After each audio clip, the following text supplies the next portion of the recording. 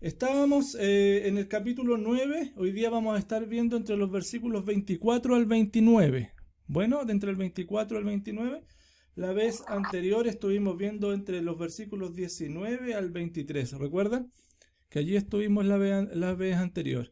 Y yo les invito entonces para que podamos recordar un poquito, porque el autor, el apóstol Pablo, en esta especie de paréntesis, ¿verdad? Entre la enseñanza teórica, la doctrina y la práctica, como generalmente lo hace, hace un paréntesis entre los capítulos 9 y el capítulo 11, en donde va a estar exponiendo un tema que para él es relevante en términos de lo que estaba sucediendo en ese entonces. Bueno, en el primer siglo. Y él estaba escribiendo a la iglesia porque había un tema que tenía él en su corazón y lo estuvimos viendo en la primera sección del capítulo 9, que tiene que ver con esto, con los israelitas, ¿se acuerda? Él tenía una angustia, ¿verdad? Eh, una gran tristeza, lo dice el capítulo 9, versículo 2, y un continuo dolor en el corazón, que era por sus parientes, según la carne, que eran el pueblo de Israel. Bueno, vale decir la nación de Israel, porque habían rechazado al Mesías. Entonces él tenía totalmente conciencia, el apóstol Pablo, de lo que esto significaba.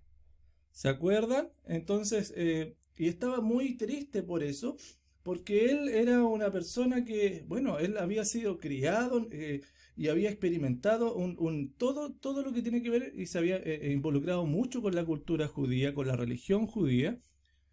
Y esto era un pesar para él. Y lo comienza a explicar, porque luego de haber hablado acerca en el capítulo 6, haber hablado acerca, bueno, el capítulo 3 de Romanos, ¿cierto? Haber hablado de la justificación, ¿verdad? Y después en el capítulo 6 y capítulo 7, haber hablado acerca de la santificación, ¿verdad? Y en el capítulo 8 haber hablado cómo que ya no hay condenación. ¿Se acuerdan que vimos todos esos puntos? En el capítulo 8 y termina con que nada nos va a separar del amor de Cristo. Él hace este paréntesis entonces para explicar un tema respecto a cómo es este proceder de Dios. Y vimos que en el capítulo 9 él comienza a hablar acerca de la elección de Dios, que Dios había de Israel, ¿verdad? Que no todos los que son de Israel son verdaderos israelitas, ¿verdad? Y él comienza a hablar a tejer este hilo de pensamiento. Vale decir que hay unos, Dios escoge a aquellos que, por supuesto, él ha determinado que por su gracia van a ser salvos. Y es así como hemos ido viendo, no vamos a volver atrás porque en realidad si no sería detenernos mucho en eso. Y solamente en el versículo 19 que comenzamos y vimos la vez anterior, dice, pero me dirás, ¿por qué pues inculpa? ¿Se acuerdan que vimos esto? ¿Quién ha resistido a su voluntad? Y el apóstol Pablo hace esta pregunta que es retórica y lo responde enseguida. ¿Quién eres tú para que alterques con Dios? ¿Se acuerdan que vimos eso la vez anterior? Esto de altercar con Dios. Que cuando Dios responde, que tenemos todas las posibilidades. El altercar con Dios no tiene que ver con que nosotros cuestionemos y queramos saber más de Dios. Porque es totalmente legítimo. Tú y yo podemos hacerlo y tratar de investigar. Pero cuando Dios responde, la respuesta de Dios es. Y cuando nosotros vamos un poco más allá y queremos y no nos conformamos con lo que Dios nos dice, entonces cuestionando a Dios, en ese sentido, cuestionando a Dios, cuestionando sus decretos, cuestionando lo que Él ha establecido, entonces ya comenzamos a tener un problema ya no solamente con o aparentemente con que no estamos satisfechos con una respuesta, sino que es un problema de que no estamos creyendo en lo que dice la palabra de Dios. Bueno, y eso es el tema de fondo. Bueno, no tiene que ver tiene que ver con nuestro corazón, no tiene que ver con Dios y con su palabra. Y el apóstol Pablo dice, ¿quién eres tú para que alterques con Dios? Y ahí ¿se acuerdan que vimos este ejemplo del vaso que le habla al que lo formó y le pregunta, ¿por qué me has hecho así? Y hace como una ilustración, pero es bien como exagerada, casi ridícula, ¿cierto? Pero lo que quiere sentar el apóstol Pablo acá es decir, bueno, no tenemos cómo y por qué.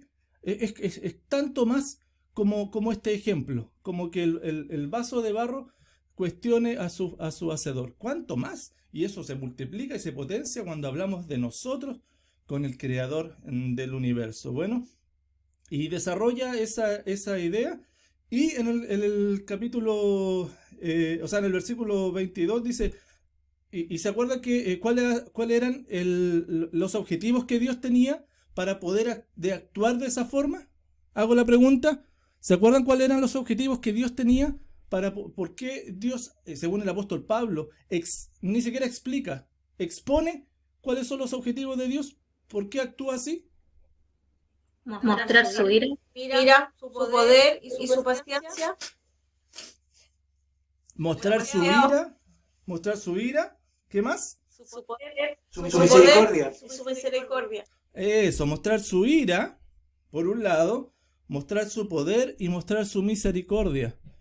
Dios vemos continuamente que actúa en esa dinámica, mostrando su ira, mostrando su poder y mostrando su misericordia. Por lo tanto, es importante cuando nosotros nos acercamos a ver y conocer más de nuestro Señor, acercarnos con esa perspectiva de este es el Dios que vamos a conocer, un Dios que ha desplegado su ira, que ha desplegado su poder, pero también su misericordia. Y hay un tema importantísimo que lo hicimos notar la vez anterior, que es que no pensemos en Dios en términos humanos. ¿Se acuerdan? Que vimos un poquito eso. No humanicemos a Dios. Y no tratemos de nosotros mirar a Dios bajo nuestra perspectiva, sino por supuesto bajo la perspectiva de quién es Él, de cómo las Escrituras nos revelan a este Dios. Y terminamos en el versículo 23 y dice, y para hacer notorias las riquezas de su gloria, las mostró para con los vasos de misericordia que Él preparó de antemano para gloria. Bueno, y ahora, hermanos, entre los versículos 24 al versículo 29, seguimos desarrollando este tema. Y solamente quiero unir el versículo 23 con el versículo 24 porque finaliza allí la pregunta. En el versículo 24 él había comenzado una pregunta. En realidad la había comenzado allá en el versículo 22. ¿Y qué si Dios, queriendo mostrar su ira y hacer notorio su poder, soportó con mucha paciencia los vasos de ira preparados para destrucción y para hacer notorias las riquezas de su gloria, las mostró para con los vasos de misericordia que Él preparó de antemano para gloria, a los cuales también ha llamado, esto es, a nosotros, no solo los judíos, sino también los gentiles? Y mira, hermano, qué interesante, porque aquí entre los versículos 23 y 24 hay una secuencia parecida a la que vimos en Romanos 8:30. ¿Se acuerdan en Romanos 8:30 que vimos una secuencia de cómo Dios había ejecutado su plan redentor? En el 8:30, ya los que predestinó, a estos también llamó, y a los que llamó, a estos también justificó, y a los que justificó, a estos también glorificó. ¿Se acuerdan esa secuencia que vimos? Que como Dios había actuado en la eternidad, o sea, en su plan redentor. Bueno, aquí en los versículos 23 y 24 hay una secuencia parecida, no sé si la puedes ver. Porque dice, para hacer notorias las riquezas de su gloria, en el 23, las mostró para con los vasos de misericordia que Él preparó de antemano para gloria. ¿Te das cuenta, no? Él preparó de antemano. Y el 24 dice, a los cuales también ha llamado. Esto es a nosotros. Qué interesante, hermano, como esta secuencia siempre la al menos acá, no siempre, pero al menos acá, Pablo comienza a repetirla y tratando, por supuesto, hacer un poco de énfasis en lo que ya había visto. Y Pablo identifica en este versículo 24 algo muy lindo, por los vasos de misericordia. Se identifica a él mismo, se incluye con todo el grupo de los creyentes. Bueno, estos vasos de misericordia, qué lindo, hermano, cuando podemos decir a los cuales también ha llamado, esto es a nosotros, no solo de los judíos, sino también de los gentiles, llamó a vasos de misericordia. Bueno, el apóstol Pablo se incluye y hace esta unión tanto de judíos, pero también de gentiles en esta nueva dispensación que el Señor había preparado de antemano. Bueno, y esta verdad, hermano, muestra la gloria y por supuesto la soberanía del Señor a todos los hombres. Y debe hacer, hermanos, que Dios haya de antemano elegido para mostrar su misericordia, para revelarse tal como es Él, a estos vasos de misericordia, donde Pablo incluye a judíos y a gentiles, y por supuesto y por implicación a la iglesia del Señor, en donde estamos tú y yo incluidos, nos debe llevar, por supuesto, a tener una actitud de gratitud al Señor. Nosotros los creyentes ser agradecidos porque fuimos objetos de su misericordia. Yo no sé, hermanos, en el día a día, porque desde que nos levantamos y comenzamos a trabajar, a operar y a hacer tantas cosas, si nos detenemos un poquito a agradecer al Señor. Hoy día tú tuviste la oportunidad, sí la tuviste, pero aprovechaste la oportunidad para ser agradecido al Señor. ¿Cuáles fueron las razones por las cuales hoy agradeciste al Señor? ¿Hay algo en particular? Y si que hay alguien que quiera compartir algo, hágalo también, hermano. Algo por lo cual hayas agradecido hoy al Señor. ¿Tienes una razón? Yo tengo una razón. Abuelita. Porque pude hoy día caminar bien, sin bastón, nada, porque ya no me duele el pie. Entonces ahí le di las gracias porque tan luego que hace tan poco que me caí y ya tan luego que pude caminar. Entonces eso estoy agradecida al Señor. Igual que el dolor de espalda que tuve 2 semanas muy fuerte, en menos de una semana me lo quité. Entonces, ¿cómo no voy a estar agradecida del Señor? Que hoy no siento nada. Siempre podemos agradecer al Señor y debemos hacerlo. Porque Él es bueno, ¿verdad? Porque Él muestra su amor para con nosotros. Pero no olvidemos también siempre además agradecer por esto, hermanos, porque somos objetos de su misericordia. Objetos de su misericordia. Miriam, ¿ibas a decir algo? No. Porque somos objetos de su misericordia, entonces tú y yo podemos estar agradecidos al Señor constantemente. Y qué maravilloso que el Señor nos haya visto con misericordia, porque Él va a mostrar y ha querido mostrar siempre su ira, su poder y su misericordia, constantemente. Y a ti y a mí nos escogió para mostrarnos su misericordia. Qué maravilloso, hermano, cuando podemos pensar eso, que el creador del universo nos haya elegido para eso. Bueno, entonces, hermanos, si de lo contrario,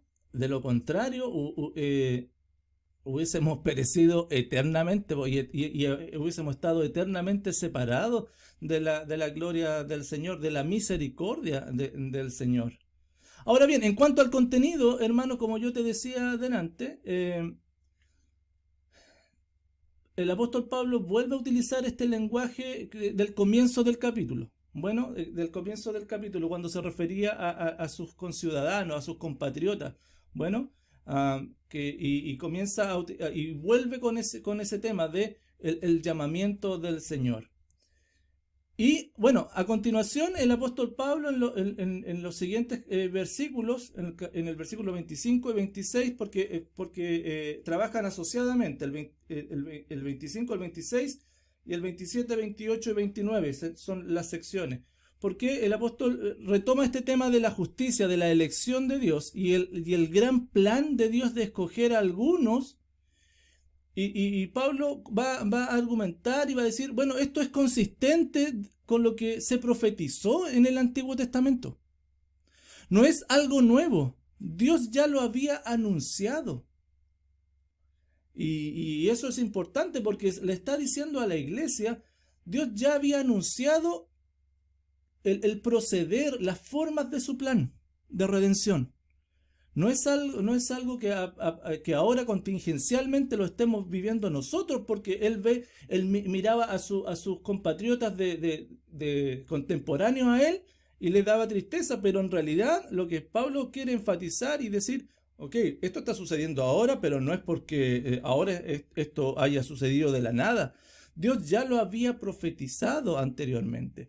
Y él recurre a un par de profecías de un par de personajes que los vamos a estar viendo ahora. La primera tiene que ver, está en el capítulo, el versículo 25 y 26, que habla acerca de Oseas. Bueno, como también Oseas dice, llamaré pueblo mío al que no era mi pueblo, y a la no amada llamaré amada, bueno, amada. Y en lugar donde se les dijo, vosotros no sois pueblo mío, allí serán llamados hijos del Dios viviente.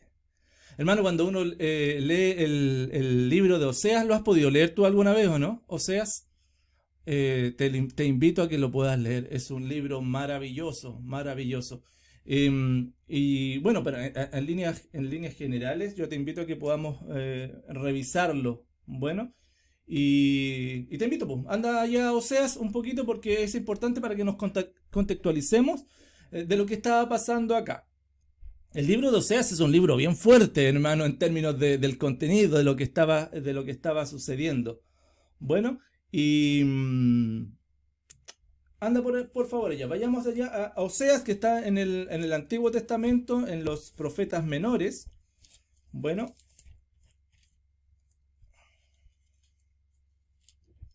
de hecho es el primer libro de los profetas menores.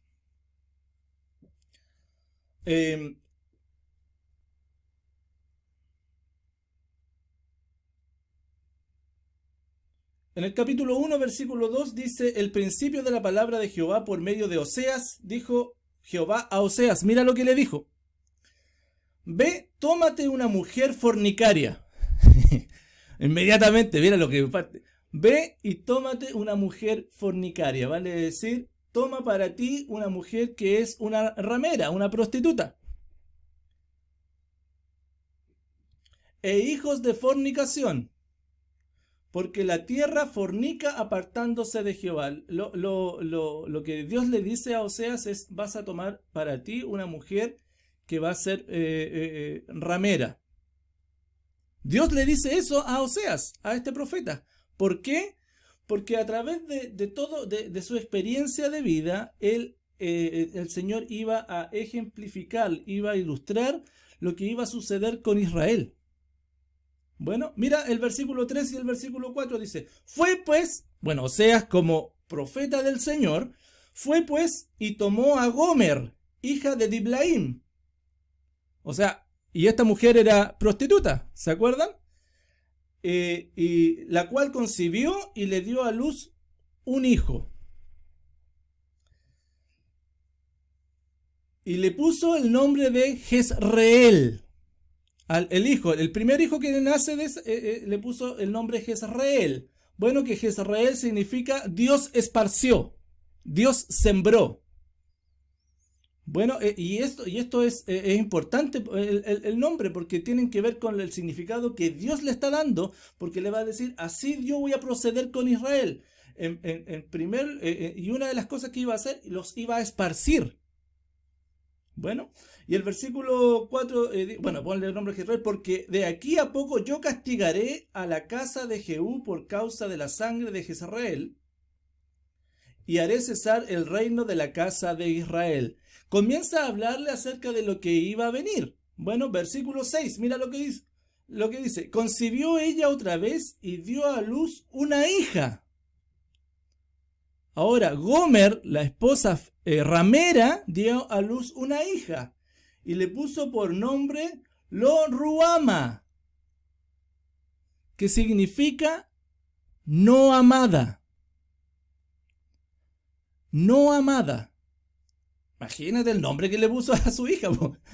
No amada. Yo no sé si alguien hoy día le pondría a su hija, ¿cómo le va a poner? Mi hija será llamada no amada. No, no le pondría así. Pero él recibió esa instrucción del Señor. Porque no me compadeceré más de la casa de Israel, sino que los quitaré del todo. ¿Te das cuenta, no? Está anunciando a través de los hijos que él estaba teniendo cómo iba a ser su actuar con Israel. Versículos 8 y versículo 9. Después de haber destetado a Lo-Ruama, concibió y dio a luz un hijo. Y dijo Dios, ponle por nombre Lo-Ami. Y Lo-Ami significa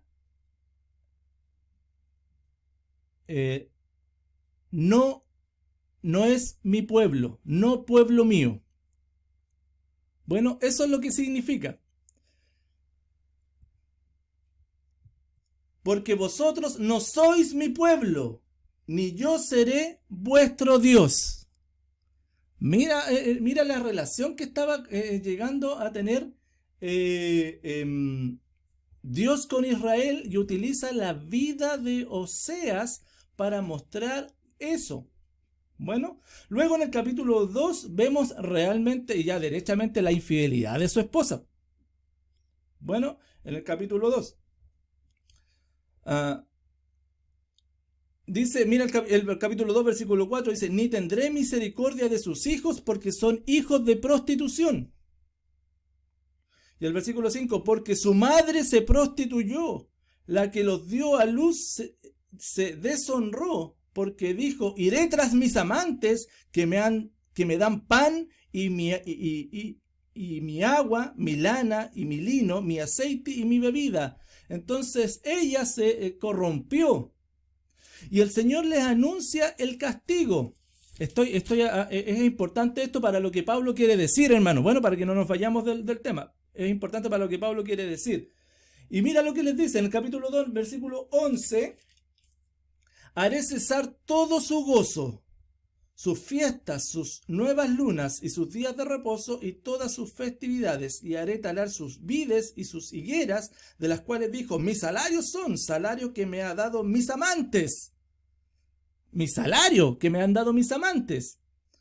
Las reduciré a un matorral, dice, le estaba diciendo al Señor, y las comerán las bestias del campo, y las castigaré por los días que incenciaba a los Baales, y se adornaba de sus zarcillos y de sus joyeles, y se iba tras sus amantes, y se olvidaba de mí, dice Jehová. Mira, esa era la esposa de Oseas, Gomer. Dios le había dicho anteriormente, con esta persona te vas a casar y vas a tener hijos y le vas a poner estos nombres. Bueno, y les anuncia allí su castigo, y uno pudo ver porque Oseas profetizó unos años antes de que, unos años después de que sucediera todo lo que el 722, cuando se fueron llevadas cautivas las tribus del norte por los asirios. Ese fue el tiempo que profetizó Oseas. Bueno, entonces escribe esto, está escribiendo acerca de lo que estaba viviendo realmente Israel por sus infidelidades. Bueno, sin embargo, vemos un poquito más adelante que en este texto de Oseas que no se queda solamente allí, sino que Oseas predice la restauración que iba a vivir Israel. Mira, por favor, ahí mismo en el capítulo 2, pero en el versículo 14 dice, pero he aquí, yo la atraeré y la llevaré al desierto, y mira qué lindo, y hablaré a su corazón. Hablaré a su corazón. Con aquella que fue infiel. con aquella que lo despreció. Bueno, ahí le iba a restaurar. Y en el versículo 19 dice, mira qué lindo, pues, hermano, y te desposaré conmigo para siempre. Para siempre. Te desposaré conmigo en justicia, en juicio, benignidad y misericordia. Dios mostrándole cómo iba a ser su relación de aquí en adelante con esta mujer, ¿verdad? Y en el versículo 20 dice, y te desposaré conmigo en fidelidad y conocerás a Jehová. Todo lo que ocurrió con Israel, con las tribus del norte, como después vamos a ver con las tribus del sur, nada esto toma por sorpresa a Dios, porque Dios ya lo había predicho, y Dios muestra su ira. ¿Se dan cuenta, no? Dios muestra su ira, pero también muestra su misericordia al restaurar su justicia, su misericordia, como lo narra él aquí. Entonces, hermano, la rebeldía de Israel en el tiempo de Oseas es equivalente a la rebeldía de Israel en el tiempo de Pablo.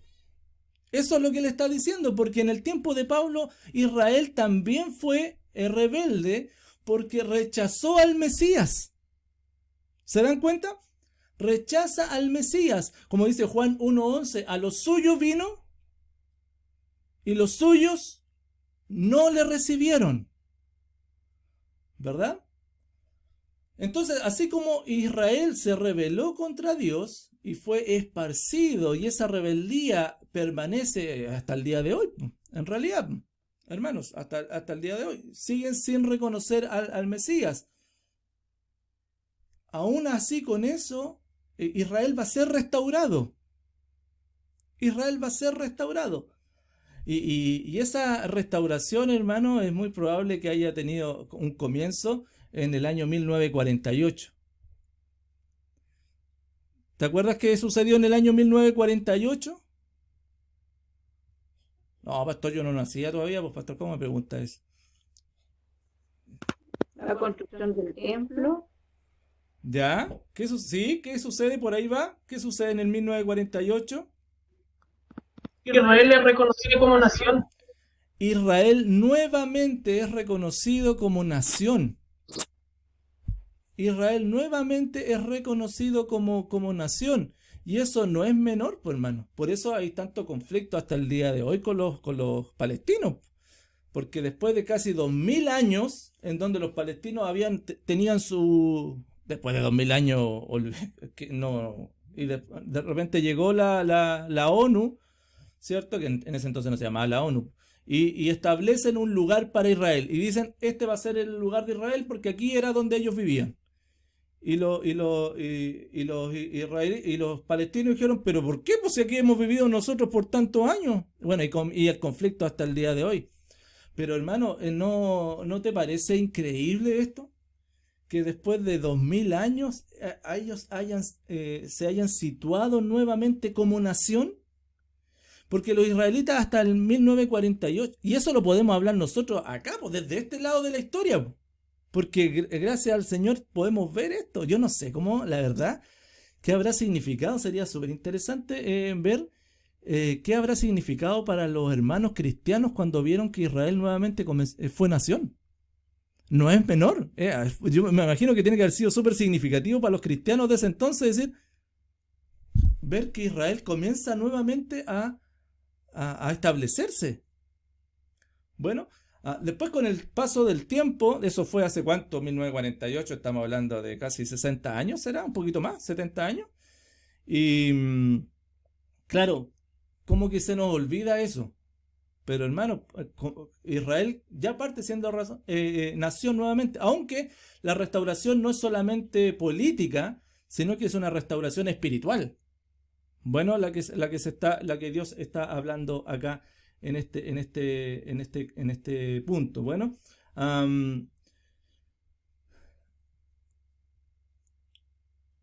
y alcanzará su plenitud. Mira lo que dice Romanos 11:25. 11:25 y 26. Vayan para allá, por favor, hermanos.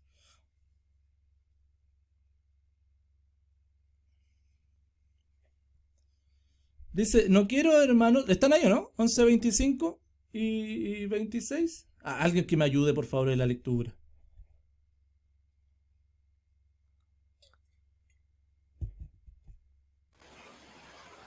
Porque no quiero, hermanos, que ignoréis este misterio, para que no seáis arrogantes en cuanto a vosotros mismos, que ha acontecido a Israel endurecimiento en parte, hasta que haya entrado la plenitud de los gentiles.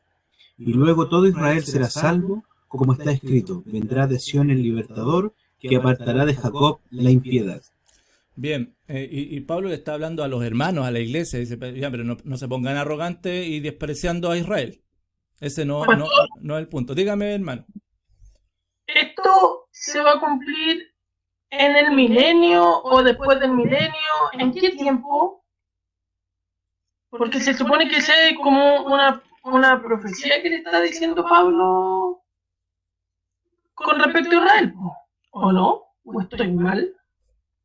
¿De qué milenio me habla, hermano? Sí. Sí, por supuesto. Esto tiene un cumplimiento en la venida del Señor Jesucristo. Bueno, y ahí, pero dice, mira, en parte, este endurecimiento es en parte, no es total. Bueno, y vamos a ver inmediatamente eso. ¿Qué significa eso que sea en parte? Pero sí, tiene un cumplimiento en el fin de los tiempos, como tú bien dices, Marito. Bueno, porque hay un tiempo de restauración para Israel. Entonces, hermano, como Israel se rebeló contra Dios y fue esparcido, esa rebeldía que permanece hasta hoy, pero va a ser restaurada. Bueno, y Pablo les dice, ahora, lo clave ahí, Mario, es para entender esto. Al final del versículo 25. Hasta que haya entrado la plenitud de los gentiles. Bueno, ese es el punto clave, vale decir, cuando ya hasta el último que se tiene que salvar de los gentiles se salve, bueno, ahí entramos en esto. Bueno. Pastor, por eso le preguntaba, porque en el fondo esa plenitud de los gentiles se cumple, pregunto, ¿se cumple en el arrebatamiento? Cuando nos vamos todos, ahí se cumple la plenitud de los gentiles, porque no hay nada, o hay un segundo.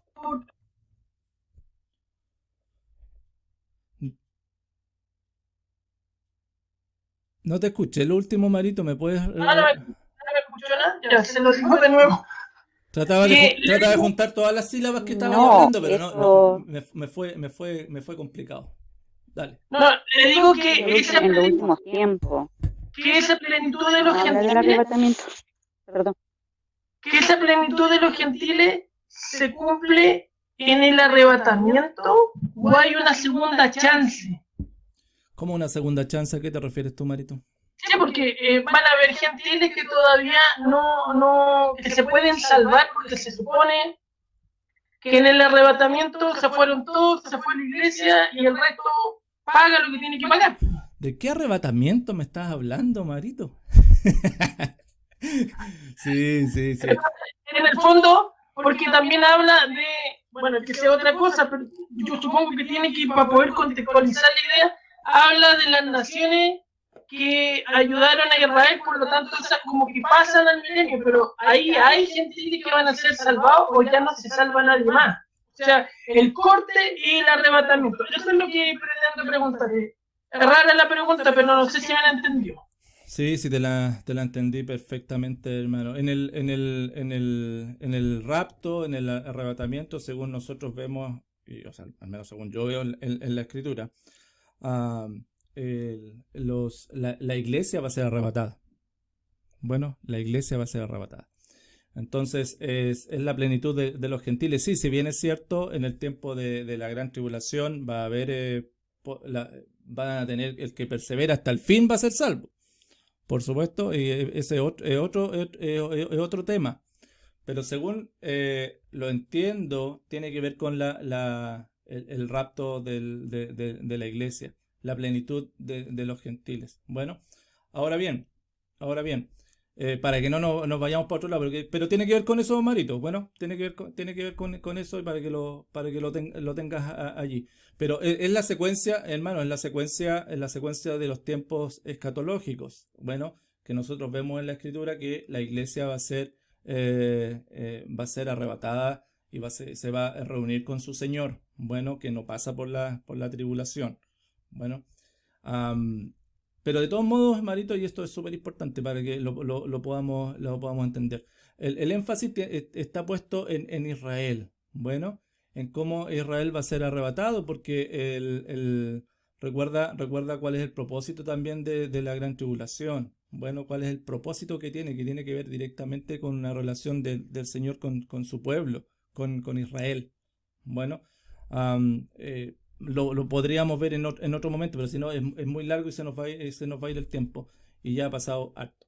Bueno, ahora el tema este es el punto, hermanos, para que nos quedemos acá en esto. Si te das cuenta, Pablo cita las mismas palabras que había hablado Oseas. Bueno, está diciendo lo mismo y se está refiriendo de la misma forma. Cuando el apóstol Pablo, ahí en el versículo 25, dice: llamaré pueblo mío al que no era mi pueblo, y la no amada, se está refiriendo a los hijos de Oseas, a la hija y al hijo de Oseas. Bueno, ese es lo que está haciendo él. Y en el versículo 26 dice: y en el lugar donde se les dijo, vosotros no sois mi pueblo, allí serán llamados hijos del Dios viviente. Bueno, el pueblo de Israel va a ser restaurado de una forma que incluso van a ser llamados hijos del Dios viviente. Aquí está citando, el apóstol Pablo está citando ahí mismo en Oseas, pero en el 1.10. Bueno, el Oseas 1.10. Al final dice eso: con todo será el número de los hijos de Israel como la arena de la mar, que no se puede medir ni contar. Y en el lugar donde se les fue dicho, vosotros no sois pueblo mío, eso es lo que le había dicho Dios, ¿cierto? ¿Se acuerdan? Y en ese lugar, en vez de eso, les será dicho, sois hijos del Dios viviente. Está citando lo mismo el apóstol Pablo. Bueno, entonces, de la misma forma que Oseas hizo con su esposa, y que la restauró, ¿verdad? Y que en un principio la desechó y que le mostró a través de sus hijos que le mostró su ira, de la misma forma va a mostrar Dios la misericordia. ¿Ven? Traerá de regreso a su pueblo, a su Señor, a su verdadero Señor. Y ya a los que no les llamó hijos, ¿se acuerda que le dijo no son más amados? Bueno, van a ser llamados hijos del Dios viviente. ¿Bien? Y hermano, esto es maravilloso, porque si te pones a pensar que el tema central y lo que Pablo está tratando de compartir acá, y le habla a la iglesia de Roma, tiene que ver con la presente infidelidad, de Israel. Pablo lo está tomando esto como ejemplo a la presente infidelidad, porque ese es el tema, para que no nos olvidemos que Pablo está angustiado por sus compatriotas. Bueno, que por eso, pero Pablo les dice, que tengan presente esta infidelidad que aún existen, y Pablo le dice, aún existían en su tiempo respecto al Mesías, pero todo esto ha sido propiciado por Dios para llevar a cabo su plan de redención. Bueno, ¿se acuerdan que lo vimos la semana pasada? ¿Se acuerdan que hablamos un poquito acerca de esto? Cómo Dios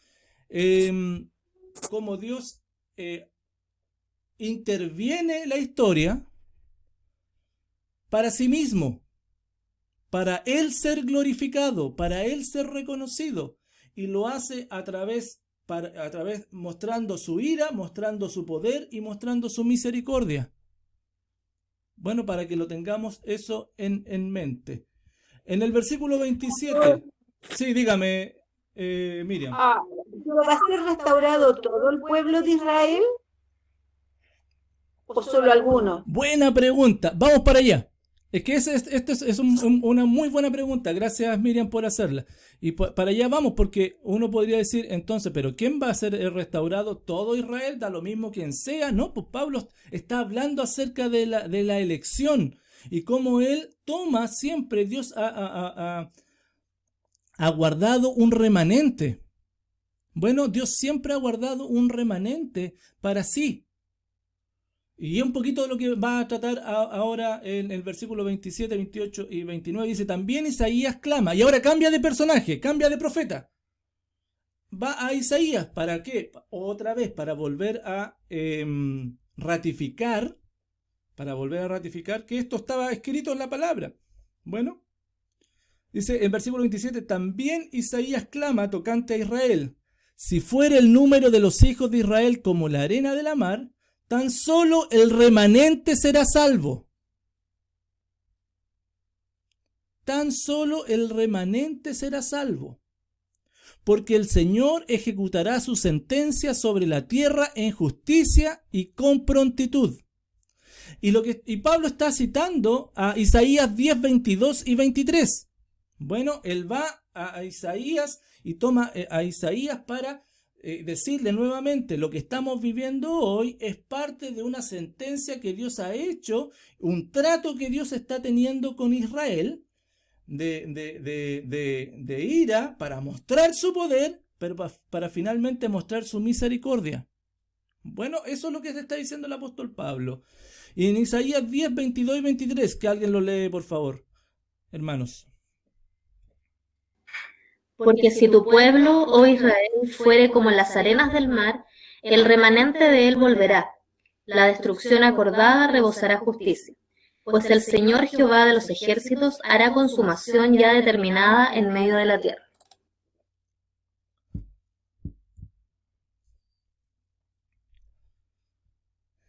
Es muy interesante como lo dice en el versículo 27. También Isaías clama.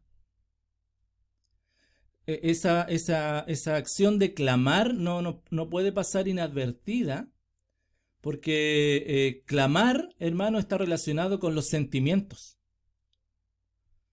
Y cuando hablamos de sentimientos, uno clama especialmente cuando hay angustia, cuando hay desesperación. ¿Y por qué Isaías clama, según lo que dice Pablo? ¿Por qué hay angustia? ¿Por qué hay desesperación en Isaías? Porque mira lo que Isaías estaba diciendo. Isaías estaba diciendo, si fuera el número de los hijos de Israel como la arena de la mar, o sea, un número tan grande como había sido profetizado o anunciado y prometido a Abraham, ¿se acuerdan, no? Si fuera tan grande el número de israelitas, los hijos de Israel, la angustia de Isaías que está diciendo, pero solo el remanente será salvo.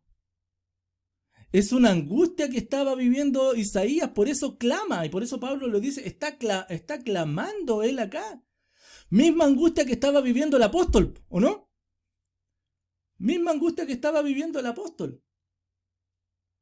La desesperación, hermano, la gran cantidad de personas, la gran cantidad de descendientes que Isaías veía, la gran cantidad de ellos no serían salvos. Y por eso clama.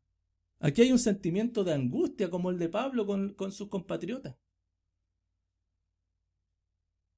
Pero por otro lado, hermano, por el lado positivo, es una profecía maravillosa. Porque Dios iba a elegir vasos de misericordia, incluso de entre el rebelde Israel. Como ya lo había dicho ahí en el 24. Vasos de misericordia que también iban a salir desde allí. Bueno, vasos de misericordia. Entonces, hermano, al igual que Oseas, este ministerio, este servicio que tuvo Isaías de profetizar, Y Isaías, que lo hizo, a diferencia de Oseas, que lo hacía a las tribus del norte, Isaías lo hizo a las tribus del sur. Ellos fueron contemporáneos. También es una palabra poderosa que también les advierte del futuro. Les está advirtiendo del futuro. Entonces, Pablo les recuerda que lo vivido por Israel y el remanente salvado, ¿verdad? ¿Se acuerda cuando volvieron de la cautividad? ¿Volvió solo un remanente? Eso mismo lo relaciona, Pablo lo relaciona con el Israel contemporáneo de su tiempo. Sin embargo, cuánto más trágico iba a ser el desenlace por haber rechazado al Mesías. Por haber rechazado al Mesías. Es hermoso, hermanos, como el Señor es el Señor de la historia. Y Pablo le está diciendo, sí, hay angustia en mi corazón, pero es Dios el que gobierna todo lo que la historia. Lo gobierna todo. Versículo 29 y final, y dice, y como antes dijo Isaías, ahora vuelve a citar a Isaías nuevamente, pero ahora cita el 1.9. Bueno, Isaías 1.9 es la cita que está haciendo acá en el versículo 29. Si el Señor de los ejércitos no nos hubiera dejado descendencia, como Sodoma habríamos venido a ser, y a Gomorra seríamos semejantes. ¿Alguien tiene por ahí el 1.9 de Isaías que lo pueda leer, por favor? Isaías 1.9.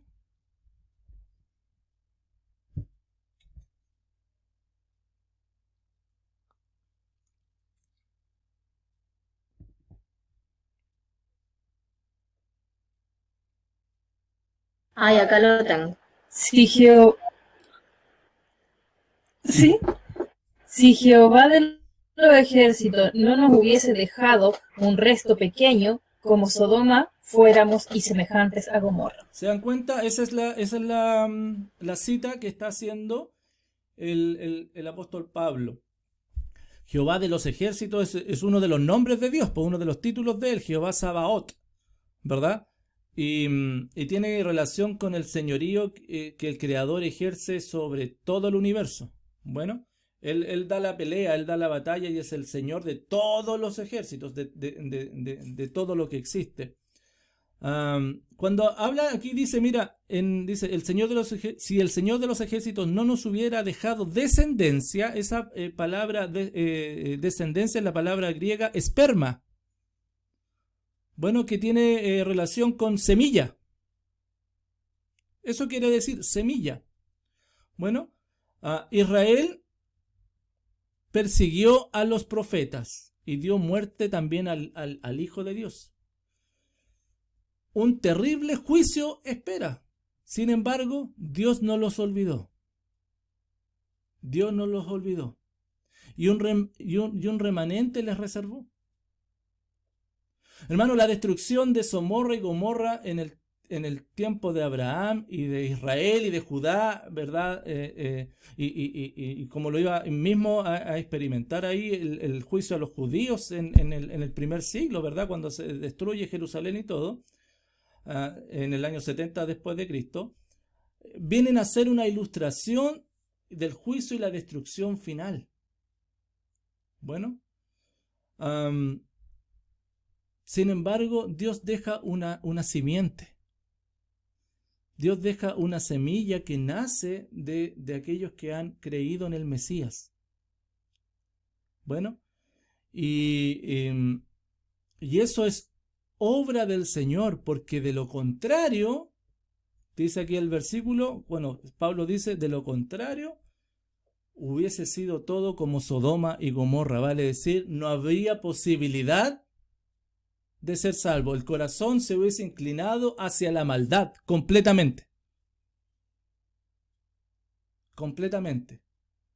Si Dios no hubiese mostrado esa misericordia para levantar este resto pequeño, este remanente, si Dios no lo levanta, si Dios no lo escoge, todo perece.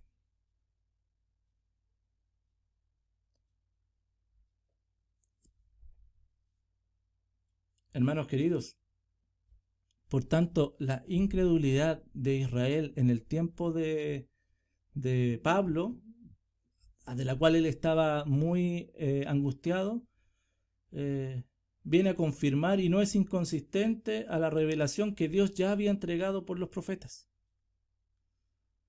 Y Pablo les dice esto es lo que le está transmitiendo a la iglesia en este paréntesis de la enseñanza en Romanos. Lo que los profetas comunicaron sigue extendiéndose hasta ahí mismo, hasta esos días, con el rechazo al Mesías. Por lo tanto, la elección de Dios de un remanente entre los judíos, por supuesto que es plan de Dios, pero además es absolutamente necesario. Absolutamente necesario. Hermanos, la fidelidad de Dios a Él mismo, la fidelidad de Dios a su propósito, para mostrar su justicia,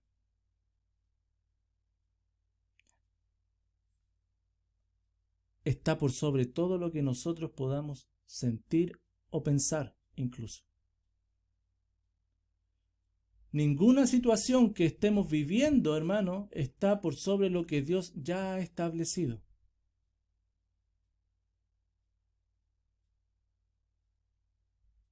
Por lo tanto, bien hacemos, hermanos, en concentrarnos en la eternidad, en lo que Dios va a hacer, sabiendo que ese propósito se va a cumplir porque Dios es fiel a su gloria, es fiel a su palabra y es fiel a sus promesas. Él es fiel a su carácter. Y nuestras circunstancias, que por supuesto que lo son, que son complicadas, como Pablo estaba viviendo esta circunstancia con sus conciudadanos, con sus compatriotas,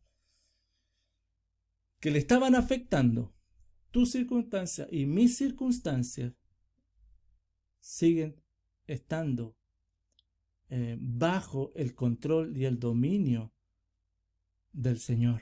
Por lo tanto, sometámosla a Él, que Él tiene su propósito y que Él tiene todo bajo control.